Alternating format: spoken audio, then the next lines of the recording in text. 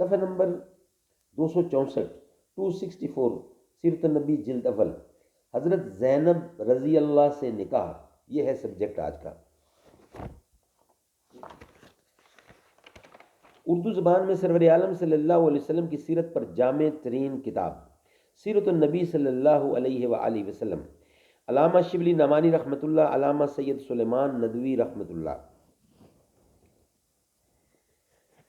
نحمدہ ونصلی علی رسولہ الکریم، بسم اللہ الرحمن الرحیم۔ الحمد للہ رب العالمین والصلاة والسلام علی رسولہ محمد وعلی آلہ واصحابہ اجمعین۔ ابو بکر و عمر، عثمان و حیدر، جب بھی باغباں ہوں تو پھر کیوں کر نہ باغ مصطفیٰ میں ایک بہار آئے۔ حضرت زینب سے نکاح۔ اس سال آن حضرت صلی اللہ علیہ وسلم نے حضرت زینب سے نکاح کیا۔ نکاح ایک معمولی بات ہے اور اس کی تفصیل کا موقع ازواج مطہرات کا عنوان ہے، لیکن اس واقعہ میں ایسے حالات جمع ہو گئے جنہوں نے مخالفین کے نزدیک اس کو ایک محتم بشان مسئلہ بنا دیا۔ عیسائی مورخوں نے اس واقعہ کو نہایت آب و رنگ سے لکھا ہے اور آن حضرت صلی اللہ علیہ وسلم کی تنقیص و نکتہ چینی عیاذ باللہ کے لیے ان کے نزدیک اور کوئی واقعہ بکار آمد نہیں ہو سکتا۔ ہم اس واقعہ کو تفصیل سے لکھتے ہیں جس سے اس نکتہ کو اچھی طرح ذہن نشین کرانا مقصود ہے کہ آن حضرت صلی اللہ علیہ وسلم اخلاق و عادات پر نکتہ چینی کا موقع جو دشمنوں کو ہاتھ آتا ہے، اس کا اصلی مخرج کیا ہے۔ حضرت صلی اللہ علیہ وسلم نے زید رضی اللہ کو، جو آپ کے آزاد کردہ غلام تھے، متنبع بنا لیا۔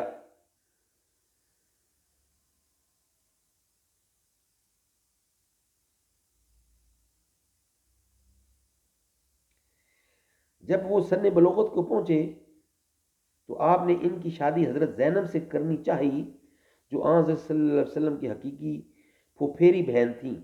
ان کی ماں امیمہ عبد المطلب کی بیٹی تھی، لیکن چونکہ وہ غلام رہ چکے تھے اس لیے حضرت زینب کو یہ نسبت گوارا نہ تھی۔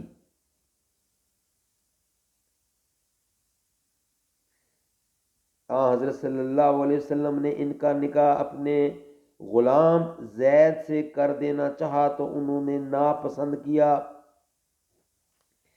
بالآخر حضرت صلی اللہ علیہ وسلم کی تعمیل ارشاد کے لحاظ سے راضی ہو گئیں۔ قریباً 1 سال تک حضرت زید کے نکاح میں رہیں، لیکن دونوں میں ہمیشہ شکر رنجی رہتی تھی، یہاں تک کہ زید نے حضرت صلی اللہ علیہ وسلم کی خدمت میں آ کر شکایت کی اور ان کو طلاق دینا چاہی۔ زید حضرت صلی اللہ علیہ وسلم کی خدمت میں آئے اور عرض کی کہ زینب مجھ سے زبان درازی کرتی ہے اور میں ان کو طلاق دینا چاہتا ہوں، لیکن حضرت صلی اللہ علیہ وسلم بار بار ان کو سمجھاتے تھے کہ طلاق نہ دیں۔ قرآن مجید میں ہے وَإِذْ تَقُولُ لِلَّذِي أَنْعَمَ اللَّهُ عَلَيْهِ وَأَنْعَمْتَ عَلَيْهِ أَمْسِكْ زَوْجَكَ وَاتَّقِ اللَّهَ، اور جب کہ تم اس شخص سے جس پر خدا نے اور تم نے احسان کیا تھا یہ کہتے تھے کہ اپنی بیوی کو نکاح میں لیے رہو اور خدا سے خوف کرو، لیکن کسی طرح صحبت برا نہ ہو سکے، اور آخر حضرت زید نے ان کو طلاق دے دی۔ حضرت زینب حضرت صلی اللہ علیہ وسلم کی بہن تھیں اور آپ ہی کی تربیت میں پلی تھیں۔ آپ کے فرمانے سے انہوں نے یہ رشتہ منظور کر لیا تھا جو ان کے نزدیک ان کے خلاف شان تھا، لیکن حضرت صلی اللہ علیہ وسلم جو مساوات اسلامی قائم کرنا چاہتے تھے، اس میں آزاد غلام کی کوئی تمیز نہ تھی۔ بہرحال جب وہ متعلقہ ہو گئیں تو آپ نے ان کی دلجوئی کے لیے خود ان سے نکاح کر لینا چاہا، لیکن عرب میں اس وقت تک متبنہ اصلی بیٹے کے برابر سمجھا جاتا تھا، اس لیے عام لوگوں کے خیال سے آپ تعامل فرماتے تھے، لیکن چونکہ یہ محض جاہلیت کی رسم تھی اور اس کا مٹانا مقصود تھا، اس لیے یہ آیت نازل ہوئی وَتُخْفِي فِي نَفْسِكَ مَا اللَّهُ مبدیہ وتخش الناس واللہ احق ان تخشاہ، اور تم اپنے دل میں وہ بات چھپاتے ہو جس کو خدا ظاہر کر دینے والا ہے، اور تم لوگوں سے ڈرتے ہو حالانکہ ڈرنا خدا سے چاہیے۔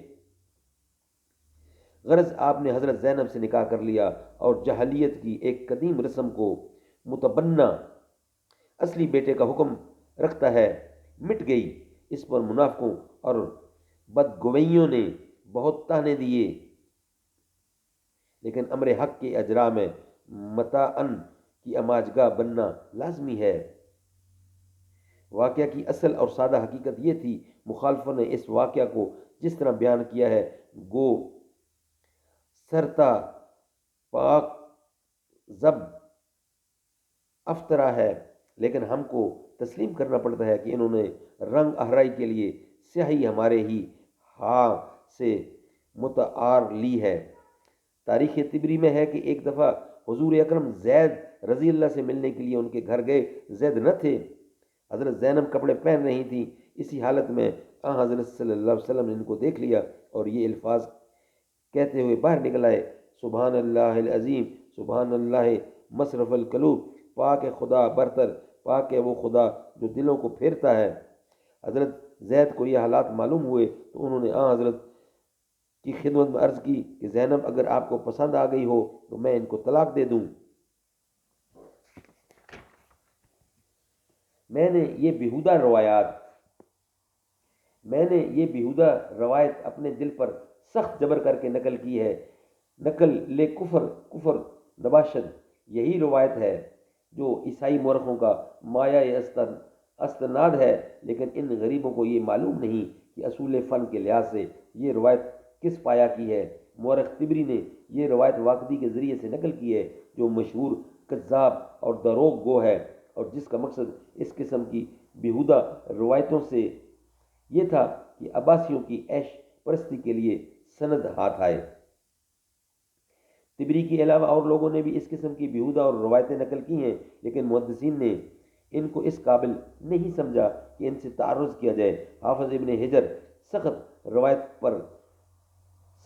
روایت پرست تھے، تاہم فتح باری میں جہاں اس واقعہ سے بحث کی ہے لکھتے ہیں اور بہت سی روایتیں آئی ہیں جن کو ابن ابی حاتم اور طبری نے روایت کیا ہے، اور اکثر مفسرین نے ان کو نقل کر دیا ہے۔ ان روایتوں میں مشغول نہ ہونا چاہیے۔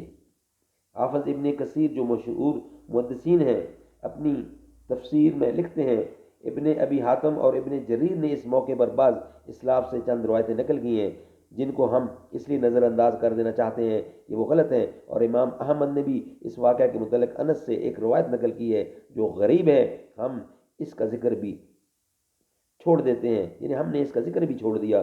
حقیقت یہ ہے کہ اس وقت منافقوں کا بہت زیادہ زور تھا۔ حضرت عائشہ پر لوگوں نے جو تہمت لگائی وہ بھی اسی سال کا واقعہ ہے۔ منافقین ان خبروں کو اس طرح پھیلاتے تھے کہ بچہ بچہ کی زبان پر چڑھ جاتی تھی، یہاں تک کہ حضرت عائشہ کی تہمت میں خود چند مسلمان بھی آلودہ ہو گئے جن کو شریعت کے موافق قذف کی سزا دی گئی۔ یہی روایتیں ہیں جو بچی کچی غیر متعدد کتابوں میں باقی رہ گئی ہیں، لیکن وہ محدثین جن کا معیار تحقیقی بلند ہے اور عدالت روایات کے حکمان مجاز ہیں، مثلا امام بخاری، امام مسلم وغیرہ، ان کے ہاں ان روایتوں کا ذکر تک نہیں آتا۔ اللہ تعالی ہمیں سچ سننے کی توفیق عطا فرمائے۔